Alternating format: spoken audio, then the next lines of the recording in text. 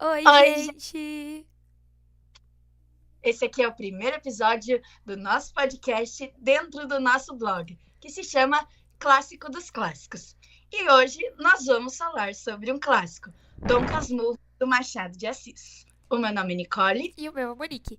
E a gente sabe como às vezes pode ser difícil ler aquela leitura obrigatória da escola, que é o caso do próprio Dom Casmurro, que é um livro que normalmente faz parte da lista de obrigatórios. Então, para você que quer conhecer o livro ou criar a vontade de ler ou simplesmente saber um pouco da história sem precisar ler o livro inteiro, está disponível aqui. A gente vai falar hoje sobre o livro e sobre diversos tópicos envolvendo o livro.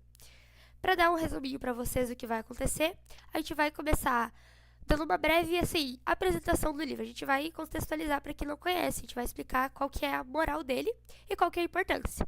A gente vai fazer uma introdução sobre o Machado de Assis e a sua escrita, que a Nicole vai fazer. A gente vai entrar daí depois disso no livro realmente. A gente vai falar um pouco sobre a história e sobre os personagens, qual foi o contexto da obra e o contexto do Machado de Assis, né? Que para quem não sabe não é um escritor atual, é um escritor mais antigo. E por último, a gente vai fazer a nossa análise literária, vamos falar sobre o impacto do livro na sociedade e vamos fazer nossa conclusão pessoal sobre o livro. Isso aí, gente.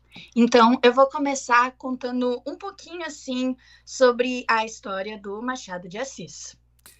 Bem, o Machado de Assis, ele nasceu dia 21 de junho de 1839, no Rio de Janeiro, em uma família bem humilde. Ele se destacou como um dos principais escritores da literatura brasileira e é considerado um dos maiores romancistas da língua portuguesa.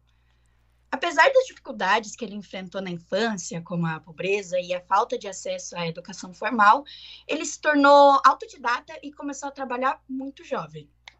Machado foi também um dos fundadores da Academia Brasileira de Letras e ocupou a presidência da instituição por vários anos.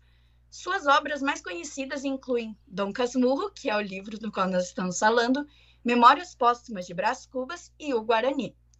Ele é famoso pelo seu estilo inovador, que explora a psicologia dos personagens e a crítica à sociedade brasileira da época. Além de romancista, Machado também escreveu contos, poesias e peças de teatro. Então ele era realmente um cara assim, ó, muito incrível. A sua obra é marcada pelo uso do realismo e do naturalismo, além de um toque de ironia e humor que não pode faltar, né? Ele faleceu, infelizmente, em dia 29 de setembro de 1908, mas o seu legado permanece vivo e influente na literatura até hoje. E como a Nicole falou, ele foi famoso, a escrita dele era famosa pelo destaque assim que ele trouxe ao sentimento dos personagens, a trabalhar esse sentimento dos personagens, que foi o que fez a obra dele, Dom Casmurro, se tornar famosa. Mas agora, fugindo um pouco do Machado de Assis, falando do livro. Para quem não sabe, Dom Casmurro ele é um romance que vai girar em torno da vida do Bentinho, que é um homem que está relembrando a sua infância e adolescência, sua juventude. E o Bentinho, essa criança, ele é criado em um ambiente de classe alta no Rio de Janeiro, do século XIX. E ele tem uma amizade muito próxima com uma garota, a Capitu, que ele vai futuramente se apaixonar e se relacionar com ela. Só que ao longo da história, o Bentinho ele se torna obcecado pela ideia de que a Capitu traiu ele com o seu melhor amigo, o Escobar. E a história se basicamente fala sobre isso. É sobre essa relação dele, sobre a vida do Bentinho e sobre esse ciúme, essa obsessão que ele tinha por isso. E sobre como essa desconfiança e essa dúvida consome ele e leva ele a ficar pirado da cabeça. Mas Bem falando. doidão. E a importância desse livro, porque a gente falando assim, tu pensa, tá, o que isso tá ensinando pra gente? Além de uma novela das nove. A importância do Dom Casmurro, ela tá realmente na inovação narrativa e na profundidade psicológica dos personagens. Como ele quase disse, o Machado de Assis ele inovou com essa ideia do livro trazer destaque psicológico dos personagens, que não era tão comum naquela época, que era mais comum ver histórias rasas, digamos assim. E ele explora esse tema dos ciúmes e ele explora também a subjetividade da memória. Porque quando a gente vê a história contada da percepção do Bentinho mais velho, sabendo que ele era obcecado pelos ciúmes, a gente não consegue ter certeza dos fatos. A gente fica nessa dúvida. Tá, mas será que isso aqui tá correto? Será que isso aconteceu de verdade? Ou será que é a imaginação dele? Então, toda essa questão da profundidade dos sentimentos dos personagens é o que traz relevância. O livro, como a Nicole disse, ele é um marco, ou falou, acho que tu falou, que ele é um marco do realismo brasileiro, que reflete a complexidade das relações humanas e permanece relevante até hoje, porque nós continuamos complexos. Sim, e tanto o que tu falou sobre o Machado de Assis ter inovado essa escrita de um personagem que não tem muita certeza do que ele está falando, assim, que ele não se lembra diretamente dos fatos, do que aconteceu de verdade. Na época, esse livro ele não foi muito bem aceito por uma certa parte da população por causa desse fato, por ter tentado dar uma inovada nessa escrita e as pessoas elas ficaram meio desconfiadas, assim, entre aspas. Mas a gente vai se aprofundar um pouco mais nesse assunto depois. É Só verdade. queria trazer Depois a realmente gente vai bem. falar um pouco sobre como a sociedade daquela época e a sociedade de agora veio à recepção desse livro. E agora, gente, falando sobre um pouquinho sobre o contexto histórico da obra. A obra Dom Casmurro foi publicada em 1899 e é, como eu já falei, uma das obras mais conhecidas do Machado de Assis.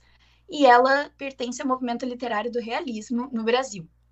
O romance ele reflete a sociedade brasileira no final do século XIX, um período de transição entre o Império e a República, abordando temas como a moralidade, a dúvida, a traição e a percepção subjetiva da realidade, um ponto que a Monique já trouxe antes para a gente também. O contexto histórico do Brasil na época de sua publicação era marcado por várias mudanças significativas. Uma proclamação da República, em 1889, e a abolição da escravatura, em 1888. E para quem tem interesse agora, eu vou fazer uma mini biografia sobre Machado de Assis, apesar da Nicole já ter falado um pouco sobre ele. Ele foi filho de imigrantes portugueses, e como a Nicole disse, ele nasceu 21 de junho de 1839, e ele cresceu em uma família de baixa renda, apresentou dificuldades, assim, durante a infância, em questão da pobreza, incluindo problemas de saúde que afetaram o seu crescimento. O Machado de Assis, ele, na verdade, começou sua carreira como jornalista e dramaturgo, mas ele foi ganhar destaque quando ele começou como romancista, que é o caso do Dom Casmurro. Como a Nicole disse, ele foi o fundador da Academia Brasileira de Letras, o que leva ele a ser um cara bem importante na literatura. O seu estilo evoluiu ao longo do tempo. Ele passou do romantismo para o realismo. Ou seja, ele veio para uma escrita romântica, que foi o que trouxe a fama, e ele evoluiu para o realismo. E as suas histórias, elas frequentemente abordam temas como a condição humana, que é o caso de Dom Casmurro. E é muito interessante imaginar como Machado de Assis ele saiu assim de uma família de baixa renda, como a gente comentou. Então ele não tinha uma das melhores condições de vida e tu parar para pensar nisso e ver o patamar que ele chegou, as coisas que ele conquistou. Tipo assim, ele é um romancista, um escritor internacional. Diversas pessoas conhecem Machado de Assis, não só aqui dentro no Brasil. E isso é assim muito incrível parando para pensar. E não só Coisas isso, que como a gente consegue enxergar que o conhecimento, ele não vem somente, necessariamente, de um estudo rico. Ele também vem da pessoa, porque ele era um artista que escreveu livros e histórias, e ele conseguiu fazer isso apesar de não ter nascido com as melhores condições. Então todos nós, a gente tem a capacidade de refletir sobre as coisas, digamos assim, porque ele fazia livros sobre a humanidade. Então a gente tem essa capacidade, sabe, de desenvolver um pensamento, de desenvolver algo a partir de nós mesmos e as nossas experiências. Exatamente. E agora a gente vai entrar no livro em si, vamos falar um pouco sobre o enredo dos personagens, vamos falar sobre a obra e sobre a história do livro e vamos discutir sobre ela. Essa parte a Nicole vai tratar da maior parte, então ela vai contar pra vocês a história do livro e eu vou estar comentando. Vocês vão ouvir bastante voz. Vão enjoar. Pra eu não ficar tão excluída, eu vou falar depois. Eu vou dar uma pontinha do início, que é falar sobre como o livro ele é um romance psicológico. Ou seja, ele não é uma história que tu vai ler e tu vai ficar, ai, que romântico, ai, queria viver isso. Ele é um romance psicológico. Então, é algo que tu não vai fantasiar. É mais no sentido de tu analisar, de tu ter uma visão mais crítica do romance e dos ciúmes e do que esses ciúmes pode causar nas relações. É um pouco mais profundo, digamos, é algo mais realista e reflexivo do que simplesmente um romance bonitinho e amorzinho. Bom, gente, agora eu vou fazer um resumo aqui sobre o livro. O Bentinho, ele era um menino entre 13 e 15 anos que morava no bairro de Mata Cavalos, no Rio de Janeiro, junto com a sua família, mais especificamente com sua mãe, Dona Glória, um agregado da família José Dias, tio Cosme e prima Justina. A mãe de Bentinho, Dona Glória, queria que seu filho fosse para o seminário para que ele pudesse se tornar pastor, porque ela tinha feito uma promessa a Deus de que o seu próximo filho saudável, porque ela tinha acabado, infelizmente, perdendo o primeiro, iria virar um pastor e iria ficar na igreja. Porém, não era essa a ideia que o Bentinho tinha para a vida dele. Ele queria outras coisas, mas a principal delas era ficar com a Capitu, a sua amiga que morava em outra rua da cidade. Os dois eles eram muito, muito próximos, mas as suas famílias não se gostavam muito. Mas elas sabiam que eles eram amigos, só não sabiam que os dois eram apaixonados um pelo outro. O clássico dos romances. Exatamente. Eles são muito fofos no começo, depois acaba mais sombrio. Mas, enfim, quando o Bentinho conta para a Capitu que ele vai ter que ir para o seminário, a Capitu não gosta nem um pouquinho da ideia, nem um pouquinho mesmo. Então, ela acaba pedindo para o Bentinho que ele tente convencer o José Dias para que ele não tenha que ir para o seminário. Porque, na verdade, o José Dias era quem sempre ficava lembrando a Dona Glória da promessa que ela tinha feito a Deus, de que iria mandar um filho saudável para o seminário. Então, quando o Bentinho vai conversar com o José Dias, ele diz que não queria se tornar pastor, que ele não queria ir para o seminário, e que realmente, mesmo que a mãe dele quisesse muito isso, não era o que ele queria. Então, o José Dias, ele dá uma sugestão para o Bentinho de que ele vai estudar com ele na Europa por alguns anos para que ele possa se formar em medicina. E o Bentinho acaba aceitando. Então, Bentinho ele acaba contando para sua mãe que ele não tem formação e nem vocação para ser padre. E também que ele não queria ser padre. Mas sua mãe acaba não gostando nem um pouco dessa ideia e o repreende na hora. Então, para poder agradá-la, ele acaba promovendo que fique apenas 2 anos no seminário, para que ele possa concluir a experiência vocacional, mas não se tornar padre. E a sua mãe acaba aceitando essa proposta. No seminário, ele acaba conhecendo o Escobar, um garoto que não era nem um pouco devoto. Ele realmente não queria estar lá. Que acaba virando o seu melhor amigo.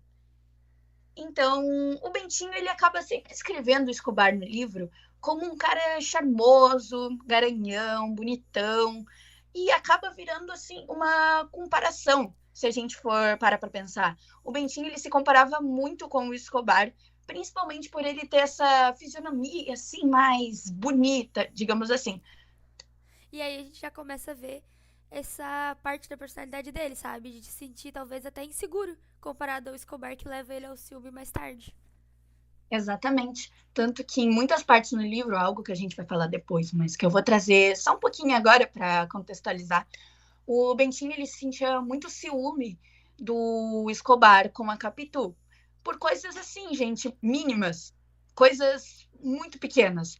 E esse ciúme do Bentinho ele já era alimentado desde que ele era pequeno. Tanto que tem uma parte no livro que ele fala que quando ele está no seminário, tem uma noite que ele acaba sonhando, gente, que um garoto veio falar com a Capitu e no dia seguinte ele foi visitar a família dele e ele conversou com a Capitu e a repreendeu, perguntando a ela e para o José Dias se não tinha nenhum menino que estava conversando com ela nesses dias enquanto o Bentinho não estava. Para vocês verem, gente, como era uma coisa que, como a Monique falou, virava uma obsessão, deixava ele maluco, doido da cabeça. Enfim, continuando. Depois de algum tempo no seminário, o José Dias, ele conta pro Bentinho que a sua mãe, ela estava pensando, assim, que ela estava disposta a deixá-lo sair do seminário e voltar para casa, caso ele fosse para Roma pedir a absolução ao Papa. Mas isso não era o que o Bentinho queria, porque ele realmente não queria ir para o mais longe das pessoas que ele amava. Então, a Capitu, ela propõe uma ideia de que, para pagar a promessa que a Dona Glória tinha feito para Deus de mandar um filho bom, saudável para o seminário, ela doasse, entre aspas, um órfão pro lugar para ficar estudando no lugar do Bentinho. E esse plano acaba dando certo e o Bentinho sai do seminário. E Escobar também consegue sair de lá depois de um tempo. E Bentinho acaba se formando em Direito em São Paulo. Inclusive, um plano meio estranho, né? Meu Deus. Quem é que vai dar órfão no lugar do filho assim? Ah, não, eu vou adotar esse aqui, mas é pra deixar ele lá no seminário, tá? Bem, e alguns anos se passam e lá estavam Bentinho e Capitu muito bem casados e Escobar casado com Sancha, a melhor amiga de Capitu. Então, para vocês verem, gente, melhor amigo casado com a melhor amiga do melhor amigo da melhor amiga.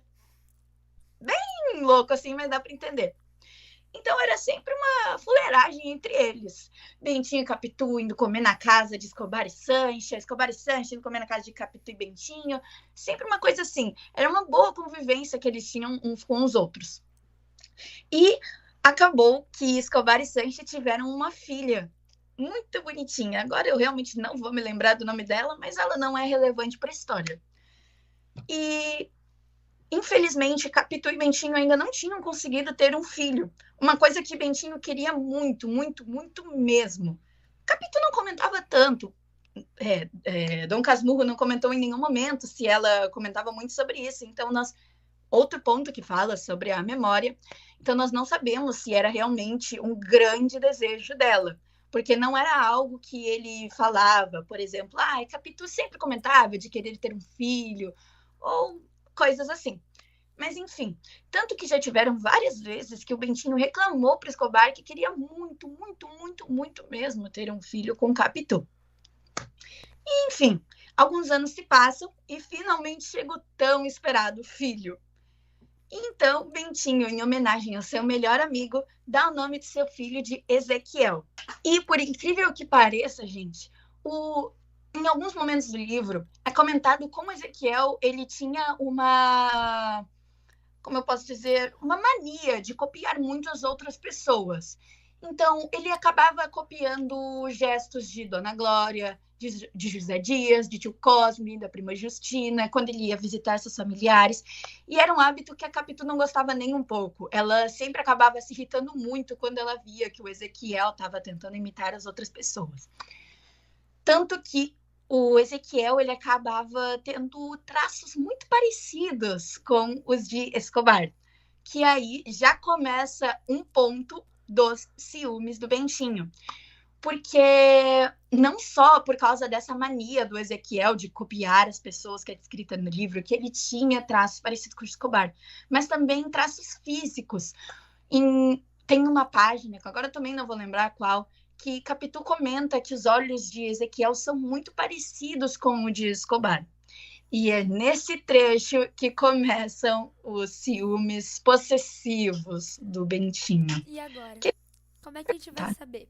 Esse comentário da Capitu pode ter sido um comentário inocente. Tipo assim, algo que ela olhou assim e as cores dos olhos eram parecidas. Mas a gente não sabe se realmente foi algo gigante, tipo, nossa, ele era a cara do Escobar, ou se é só mais uma forçação da mente do Bentinho. Meu Deus. E agora, gente, entrando em um ponto que a gente vai falar sobre os ciúmes possessivos que o Bentinho tinha em relação às coisas que a Capitu fazia, às pessoas que ela falava e tudo relacionado a isso. Bem, um dia, quando Capitu e Bentinho estavam na sua lua de mel, Capitu estava simplesmente admirando o mar, olhando assim para o horizonte, e Bentinho ficou com ciúmes disso. Ficou com ciúmes por essa falta de atenção que ela estava tendo com o momento entre os dois. E quando o Bentinho a questiona do porquê que ela estava assim tão distraída, tão dispersa, assim, ela admite que ela estava fazendo contas de um dinheiro que ela tinha juntado, mais especificamente 10 libras esterlinas. E Bentinho já fica meio desconfiado do porquê que ela não tinha contado uma coisa dessas para ele. Já que eles eram um casal, na cabeça dele, ela tinha que ter contado. E quando Bentinho a repreende, perguntando quem tinha ajudado ela a converter esse dinheiro, ela admite que tinha sido Escobar. E aí sim que o Bentinho fica mais maluco, porque ele já tinha ficado meio enciumado por ela não ter contado para ele que estava dispersa por esse motivo, por ela estar fazendo a conversão desse dinheiro, ainda mais por ter sido com a ajuda de Escobar. O que, parando pra pensar, não faz o menor sentido. É literalmente o melhor amigo dele que tá casado com a melhor amiga dela. Então eles são, tipo assim, todos muito próximos. Não deveria ser um problema, sabe? Ele tá ajudando ela em alguma coisa. Exatamente. E isso se dá muito pelo que a gente já comentou há alguns minutos atrás, do Bentinho se comparar muito com o Escobar. E assim, gente, isso não é uma coisa que é necessariamente citada no livro. Não, em nenhum momento é falado que o Bentinho se comparava muito com ele e tudo mais. Mas é uma coisa que a gente consegue assumir com base nos comportamentos que ele tinha e com as coisas que ele sentia em relação do Escobar com a Capitu. Porque, honestamente, é muito sem sentido tu sentir ciúme do teu melhor amigo e da tua esposa, sabendo que ele é, como a Monique falou, casado com a melhor amiga dela. É uma coisa que, se a gente for parar para pensar, tem o principal motivo sendo essa comparação. Essa questão dele se comparar com o Escobar é uma análise que a gente pode fazer. Porque o ciúmes, ele parte de uma insegurança. Então, quando tu sente ciúmes de alguma coisa, é porque tu tá com uma insegurança sobre essa coisa. Então, a gente consegue, assim, perceber e entender que, na verdade, ele tá realmente, ele se sente, vamos dizer assim, que inferior ao Escobar. E ele reflete isso no relacionamento dele com a esposa. E uma coisa, gente, que acaba se fazendo, querendo ou não, muito presente, é que o Bentinho, na minha visão, na minha percepção, pelo menos, ele acabava que queria muitas vezes culpar muitas outras pessoas pelo que ele sentia e não conseguia enxergar os próprios defeitos nele mesmo. Tanto que eu digo isso porque em uma parte do livro, quando o Bentinho tá na casa do Escobar e da Sancha, ele acaba tendo um momento meio... uma tensão, assim, entre ele e a Sancha. Um dos dois ficam muito próximos um do outro, e o Bentinho até comenta no livro que ele, querendo ou não, naquele momento ele sentiu uma certa atração por ela. E eu acredito que esse momento não ser tão comentado pelas pessoas que fazem análise desse livro, e por ele não ser levado tão a sério assim quando esse momento é trazido nessa parte do livro, porque era uma coisa que Bentinho não queria que fosse um tabu. Ele queria falar sobre o que ele sentia, o ciúme que ele sentia em relação a Capitu, mas o que ele sentia naquele momento com a Sancha não era algo tão importante. E outra coisa que a gente pode analisar dessa parte do livro é que, tipo assim, se ele tá com ciúmes da Capitu sem motivos, isso parte de uma insegurança dele, mas também pode partir do que ele pensa, porque ele tá refletindo tudo que tem nele, a insegurança dele e os pensamentos dele na Capitu. Ou seja, ele se sente inferior ao Escobar e por ele ter talvez esses pensamentos, claro que não frequentemente, porque isso não é uma coisa muito citada, mas ele ter esse momento de ver a mulher do Escobar com outros olhos, pode ser uma reflexão que ele faz na Capitu. De tipo assim, se ele faz, ele sabe que os outros podem fazer, entendeu? Exatamente. E, bem, voltando para a história. Alguns anos se passam, diversas coisas acontecem e tudo mais, vivendo a vida normal deles. E, infelizmente, Escobar acaba falecendo quando ele foi dar um mergulho no mar. Ele, infelizmente, acabou morrendo, deixando sua esposa, seus amigos, sua filha. E no funeral de Escobar, Bentinho faz o discurso e, óbvio, todos estavam tristes. Bentinho estava aos prantos, Sancha estava aos prantos, sua filha estava aos prantos. Mas a única pessoa que não derramou uma lágrima foi a Capitu, que estava ao lado de sua amiga Sancha, a consolando, porque, claro, sua melhor amiga tinha acabado de perder seu marido. É óbvio que ela ia estar triste. E quando Capitu foi para frente do caixão, Bentinho diz que ela derramou uma lágrima que outra, mas isso acabou deixando ele muito receoso. Por que ela não tinha ficado triste? Por que ela não tinha demonstrado emoção? Era uma coisa que, assim, cada comportamento que a Capitu tinha, do menor que fosse, ou do maior que fosse, ele conseguia ver aquilo com outros olhos. Ele conseguia enxergar alguma coisa a mais. Que, honestamente, gente, não tem nada a ver se ela chorar ou não pela perda do bar. Não tem nada a ver se eles poderiam ter tido um caso, se eles não poderiam ter tido um caso. Isso é uma coisa que era da cabeça dele, porque ele era um homem doente. E tipo assim, se ela tivesse chorado, daí sim ele ia. Não, porque ela chorou, então quer dizer que ela amava ele. Se ela não chorou, mesma coisa também. Ou seja, não tem escapatória. É como a mente dele funcionava. E uma análise que eu mesma fiz do livro, que depois da morte do Escobar, foi quando o Bentinho começou a ficar mais paranoico, ou seja, quando ele começa a perder um pouco as rédeas da sua vida. Enfim, alguns anos se passam e, como eu falei, Bentinho acaba perdendo um pouco das rédeas da vida e ele acaba tendo uma ideia meio maluca, assim. Ele acaba pensando em cometer suicídio, colocando veneno no seu próprio café. Só que quando ele foi fazer isso, quando ele foi fazer esse ato, ao ver os olhos do seu filho, ao ver os olhos de Ezequiel, ele não conseguiu se matar. A única coisa que ele conseguiu pensar foi: esse filho não é meu. E eu preciso contar, eu preciso perguntar isso para Capitu. Quando o Capitu chega. Ele era obcecado ao ponto de desistir de se matar. Ele estava no estado de desespero ao ponto de querer se matar e não se matou por conta da obsessão de precisar saber se é verdade ou se não é, entendeu? Exatamente. Desculpa te interromper. Não, tudo bem. E quando a Capitu chega em casa e ela vê lá o momento do pai como filho, ela obviamente fica feliz. Mal sabe, coitada, do que tá passando na cabeça do Bentinho naquele momento.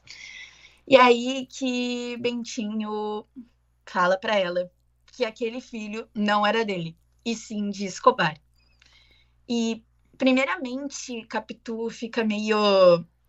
Ela estranha aquela pergunta, aquela afirmação que o Bentinho tinha feito, e ele retoma todo aqueles ciúmes que ele tinha sentido diversas vezes, do porquê os traços do seu filho eram tão parecidos com o de Escobar. E a Capitu acaba ficando brava com aquilo. E no final, os dois acabam se divorciando. Porque, querendo ou não estava mais naquele relacionamento bom que eles tinham antes. Então, eles decidem fazer uma viagem para a Europa e ir para a Suíça. Porém, Bentinho deixa a Capitu e o Ezequiel sozinhos lá e volta para o Brasil. Ele não diz exatamente o motivo dele ter voltado para o Brasil sozinho e ter deixado os dois lá, mas acredito que fosse para tentar conseguir retomar as coisas que ele tinha perdido durante todos esses anos dessa paranoia. Ele conseguir voltar a ter aquela sanidade que ele tinha antes. Mesmo que desde o início do livro já nos fosse apresentado que ele tinha esse problema, podemos dizer assim, acredito que esse foi um dos principais motivos. Então, Capitu acaba falecendo na Suíça e depois de um tempo seu filho Ezequiel acaba falecendo também. E no final o Bentinho se torna o Dom Casmurro e se encontra sozinho. Ele tinha perdido sua esposa, seu filho, seu melhor amigo, sua mãe, o José Dias, agregado da família também, que era, querendo ou não, muito próximo do Bentinho, que ajudou ele em vários momentos no livro.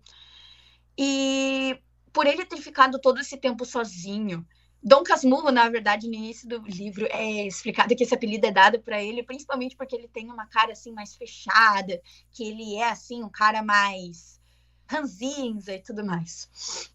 E no final do livro ele comenta que dentre todas as amadas que ele já teve depois da morte de Capitu, nenhuma nunca se compararia com aquela mulher. Então, agora eu vou passar a voz para a Monique, depois de vocês já terem enjoado da minha. Aí agora a gente vai começar um pouco com a análise literária do livro. Ou seja, a gente vai pegar toda essa história e a gente vai tentar tirar o que a gente consegue dela. Quais são as reflexões, quais são os ensinamentos, qual é a nossa percepção, minha e da Nicole, sobre a história. Então, para começar, eu acho que o importante é falar sobre o ciúme e a dúvida, que apesar de ser a tecla que a gente mais tocou durante o nosso vídeo, querendo ou não, é o que a gente precisa falar. Eu acho que o jeito que o livro trabalha os ciúmes e a dúvida, essa ansiedade, esse negócio do Bentinho querer saber o que é, se tá acontecendo ou se não tá, o fato de que ele acredita que tá e de que ele trata a Capitu do jeito que ele trata.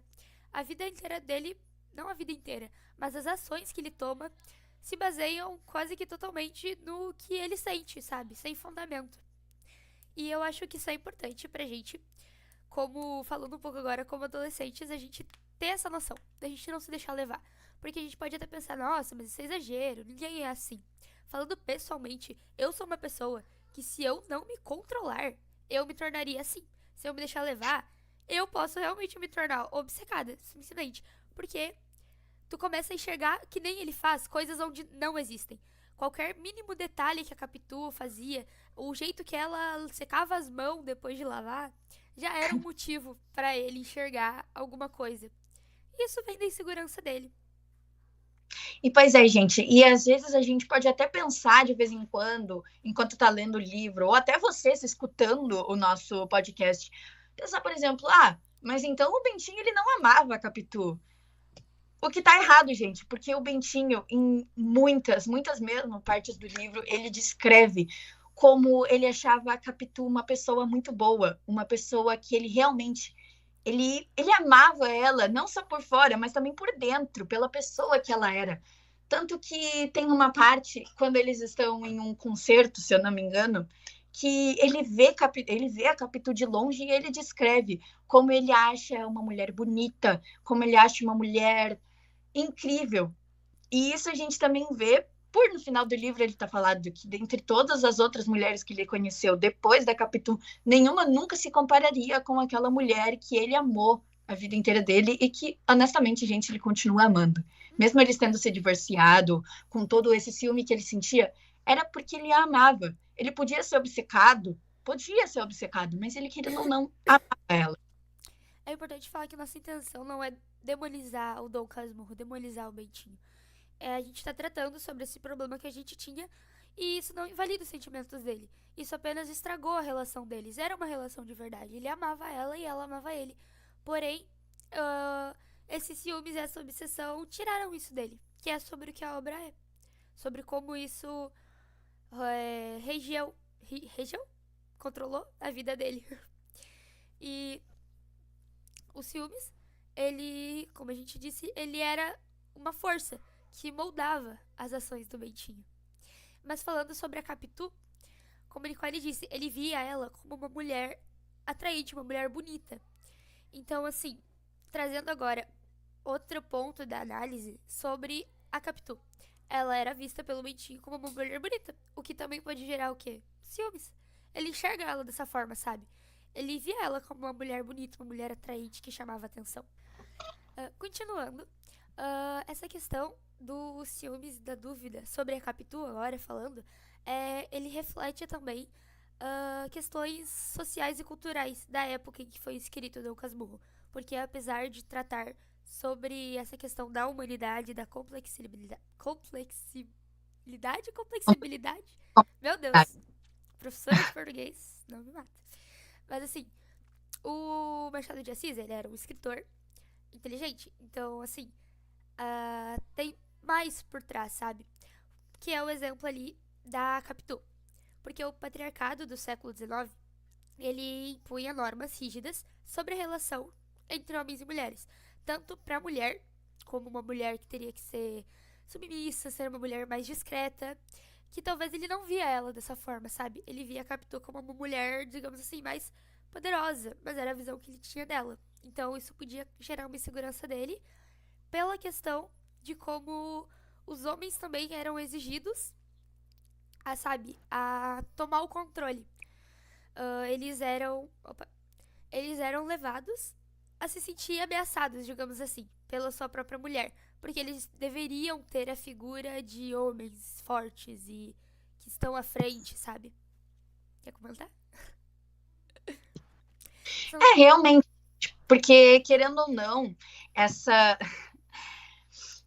essa análise que a gente pode fazer, que a Monique fez, também é um dos motivos pelo qual ela mesma disse: a gente não pode demonizar o Bentinho pelo que ele sentia, porque ele tem motivos, não necessariamente motivos, mas ele tem motivos para não conseguir tratar, não conseguir se ajudar. Tanto porque, como a Monique disse, ele era um homem da época, então ele tinha que ser forte, ele tinha que ser másculo, ele tinha que ser independente, ele não É podia demonstrar. propriedade, a Capitu é dele, entendeu? Exatamente. Então, no momento em que ele mostrasse, acredito eu, no momento em que ele mostrasse algum sentimento, poderia interferir nesse sentimento de masculinidade que ele tinha. E um outro ponto também que a gente pode trazer é como o tratamento psicológico não era algo presente na época. Então, por exemplo, hoje em dia, se tu acaba, sei lá, sentindo muito ciúme, se tu tá com uma relação meio ruim, tu pode ir num psicólogo e tu vai receber uma ajuda profissional. Mas naquela época era muito mais difícil, tanto pelo que eu falei, por ele ser homem e querendo ou não ser um pouco mais difícil essa demonstração de sentimentos, mas também por essa falta de acesso, por essa falta de profissionais na época que pudessem realmente ajudar ele e tratar ele. José Dias, ele fala olhos de cigano, oblíqua dissimulada. É, então, tipo assim, tu vê que já veio de algum lugar, sabe? A Capitu, então, ela passava essa imagem de dissimulada, de cigana, entendeu? Não de um jeito xenofóbico falando, tá? Nesse sentido de sensualidade, de, sabe? De uma liberdade que as mulheres da época não tinham. Agora, finalizado um pouco da nossa. Um pouco não, né? Toda a nossa análise, eu vou passar de volta para Nicole, porque ela vai trazer um pouco sobre como foi o impacto e a recepção do livro. Pois é, gente. Então, como a Mônica acabou de falar, eu vou falar sobre a recepção do livro na época dessa publicação. Um tópico que nós podemos trazer primeiro é um reconhecimento parcial, entre aspas. Quando Dom Casmurro foi publicado, a obra ela não teve um reconhecimento imediato como um clássico da literatura brasileira, embora o Machado de Assis já fosse respeitado como autor. A obra ela foi recebida com certa reserva, assim, por críticos e leitores da época. Outro ponto também é sobre as controvérsias sobre o tema. A trama envolvendo ciúmes e a dúvida sobre a fidelidade da Capitu gerou controvérsias. Muitos leitores se sentiram incomodados com a ambiguidade da narrativa e a forma como o autor abordou as questões morais e psicológicas. Outro ponto também é o estilo inovador, que o estilo narrativo do Machado de Assis, que inclui um narrador não confiável e uma estrutura fragmentada, foi considerado ousado para a época.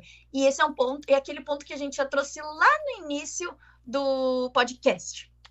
Porque essa inovação ela desafiou as expectativas dos leitores em relação à narrativa tradicional, o que pode ter contribuído para uma recepção mais mista. Outro ponto também são as mudanças sociais, porque o final do século XIX era um período de transição no Brasil, como eu já comentei também, com algumas mudanças sociais significativas. E alguns críticos podem ter visto essa obra como reflexo dessas incertezas, mas ainda assim houve uma certa resistência à sua abordagem. Então, só dando uma palavrinha, ou seja, a recepção na época, ela teve tanta gente que gostou quanto gente que não gostou, por diversos motivos, mas atualmente a recepção que esse livro tem, ela é mais positiva, porque o livro se tornou um grande clássico e uma grande referência em escolas, em faculdades. Então, tipo assim, Dom Casmurro, em algum momento da tua vida, vai ser uma leitura que tu vai ter que fazer. Principalmente se tu estiver numa escola de mais alto nível, digamos assim.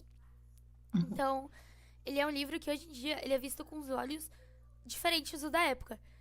Tanto nessa questão assim de enxergar mais o significado, de estar mais aberto ao que o livro quer falar, tanto por motivos negativos. Porque se a gente pensar, hoje em dia, a gente gosta de ler Dom Casmurro. É uma escrita pesada, sabe? É um negócio que tu lê e que tu às vezes tu vai remando, tu vai remando. Então, apesar de a gente entender mais o significado, a gente aceitar, a gente conseguir, sabe? Não é aceitar a palavra que eu quero, sabe? Mas conseguir, sabe? Recebi. Conseguir receber esse livro de forma não tão tabuzada, não ver ele como um tabu. Apesar disso, ele também tem uma escrita antiga, o que leva a gente a ser cansativo. Pois é. Tanto que hoje em dia é até assim. É pesado de falar, na verdade, assim, porque, querendo ou não, o incentivo à leitura hoje em dia é muito fraco, comparado ao que era na época. Então, se for combinar esse incentivo de leitura fraco com a escrita difícil do Machado de Assis, acaba fazendo com que o livro, mesmo que seja um clássico, seja muito pouco, assim, muito pouco reconhecido pelo público que ele deveria. Então, agora, para finalizar o nosso videocast, o nosso podcast, nosso vídeo do blog, nosso tudo, a gente vai fazer uma conclusão, trazer assim a minha opinião e a opinião da Nicole de forma geral sobre o livro e vamos finalizar por hoje. Para mim, o livro, ele é, como eu falei, uma escrita pesada, ele é difícil de ler, apesar disso, ele é um livro bom, que retrata assuntos interessantes, mas não somente necessariamente o assunto, tipo, os ciúmes e a dúvida, mas o jeito que ele faz a gente refletir sobre as coisas e sobre nós mesmos. E outras críticas que o livro faz de forma não tão direta, que é ali o caso, por exemplo, que a gente falou do patriarcado e tudo mais. Pra mim, é um livro muito. Não quero usar a palavra importante, mas é um livro assim que realmente te faz refletir e te leva a pensar mais, que é uma coisa que nós jovens deveríamos fazer um pouco mais. Começar, sabe, pensar e ficar ali viajando, refletindo, pensando assim, nossa, né? Ficar ali, sabe, zanzando. Eu acho que isso é muito legal, que o livro traz. Claro. Eu, honestamente, tenho uma opinião bem parecida com a da Monique. Eu também gostei muito do livro. Eu achei a história muito interessante. E, querendo ou não, mesmo que, como a gente já falou várias e várias vezes, o ciúme ele seja tratado de uma forma muito forte, ele, querendo ou não, em algumas partes a gente pode acabar se identificando, querendo. Nossa, tô repetindo, querendo ou não.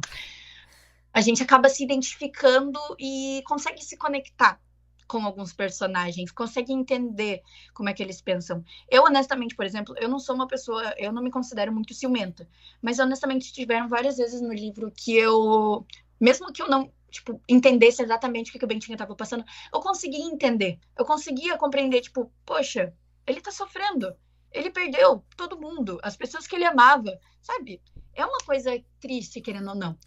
E essa obra, o Dom Casmurro, ela é uma obra muito importante, porque ela trata sobre assuntos, na minha visão, ela trata sobre assuntos que não são muito comentados, mas que deveriam ser comentados. E para um livro que foi escrito no final do século XIX, é assim muito impressionante essa visão que o Machado de Assis tinha sobre uma coisa que, querendo ou não, hoje em dia é muito atual, uma coisa que se faz muito presente no dia de muitas pessoas, talvez não assim no nosso dia a dia, no meu e da Monique e tudo mais, mas que é uma coisa que vem de dentro, do psicológico dos outros e que pode acabar ocasionando em uma morte, em um suicídio, porque o Bentinho, ele quase se matou, gente, por causa de ciúmes, porque ele tinha problemas psicológicos. E são coisas que, assim, ó, o autor mostra que se não for tratado, pode acabar gerando, assim, uma bola de neve e acarretar em uma coisa muito pior. Então, eu acho muito bom que o Machado de Assis tenha trazido isso, porque, como eu falei, é uma coisa que se faz muito presente.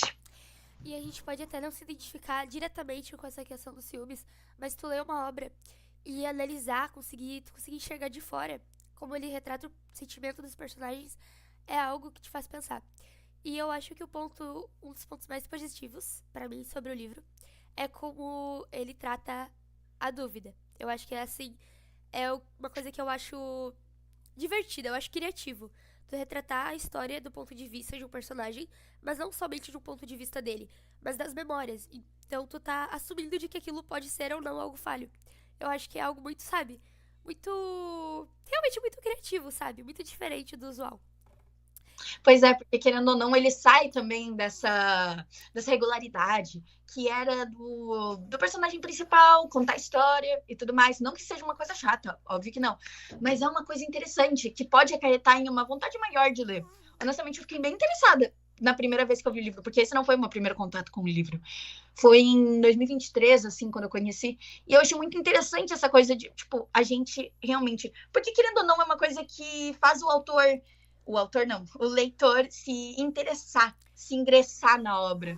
Porque ele fica tipo, tá, será que isso é verdade? Eu vou dar uma analisada, eu vou ver, será que isso realmente aconteceu?